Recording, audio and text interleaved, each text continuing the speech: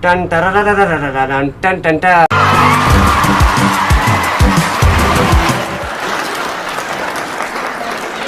Yaadee jiraan oduu kanaatiin kan isin godhan turu ani jeneraaticha keessan Ahmadiin Aliyyati amma galgala keessa sa'aatii 2:63.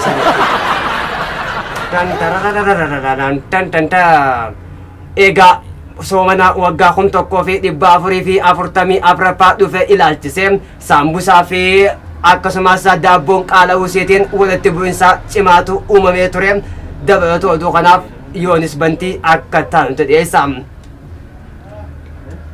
Ummanni muslimaa waggootatti kan baatiin takka isaanii dhuftu kan ta'e yoo ta'u guyyaa kana ammoo akka ajaa'ibaatti saambusaa fi daabboonis ni qaala'otti. Qaala'insa daabboo fi kana ilaalchise saambusaan yeroo ammaa tanaa himata guddaarra kan geessisaa jiru yoo ta'u manni murtii daabboo ibsasee akka ibsanitti kana booda nuti ummanni nurraa fagaatee waan jiruuf saambusaan ammoo labsiisaa kana waan akka malee ibsateef kan ammoo xiyyeeffannaa keenya keessa galchine to'annaa seera gada ni oolchina jechuun manni murtii daabboo obbo Addaaris Tooras ibsanii jiru.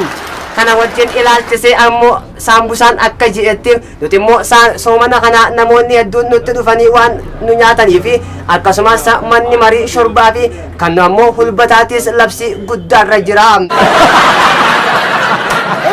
Akka obbo Hulbanni jedhetti baatii 10 takka osoo namni nun dhugin baane baatii 5 ammoo osoo namni nu hin nyaatin yookiin ammoo laaffison nun dhahin turre garuu amma ammoo injifannoon keenya baga gammaddan hulbataa baga gaddite dokkee jechuun waamichasi dhiyeessitee jirti. Manni marii akka waamicha isaanii kun kan dhiyaate keessattis obbo Hulbanni shorbaa waliin ta'uudhaan guyyaa kaleessaa labsisaa kan labsachaa ture yoo ta'u guyyaan injifannoo hulbataatii fi shorbaa gahee jira jechuun wal yaamaatiin jiru. Garuu kanaa fi kana gidduu daabboon waan rakkatte fakkaatti. Tan tarararararan tan tan ta. Akkuma keenya oduu keenya akka itti fufee jiruunna soomana kana keessaa namni muslima ta'e daabbaarraa ija isaa gaqqabatee akka deemuu qabus waamichi dhiyaateet ni jira. Dabalatu oduu kanaaf guyyoo waariyoo akka taantu dhiyeessa. Ummat muslimaa nabiyyi isaa nabi Muhammaditti amaa.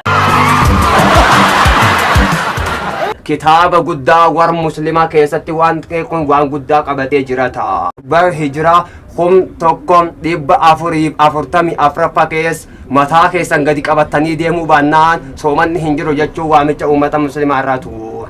Namoonni tokko tokko akkuma beekamu dubartii gurguddoo ilaaluun daabbaa keessa guyyaa ilaaluun daabbaa ilaalaa ooluun waan huqqisiise fakkaata. Kana wajjin wal qabatuun dhiheen kana daabbaan biyuu dhabuun yookiin ammoo daawwattoota hedduu daawwatamullee dhabuun daabbaan waan rakkate fakkaata. Rakkin kana wajjin wal qabatee barkum 2015 akka lakkoofsa Itoophiyaatti barkum 2003 akka lakkoofsa biyya addunyaatti waamichi isaanii kun dhiyaachuun manni marii daabbaa ibsa kennee jira.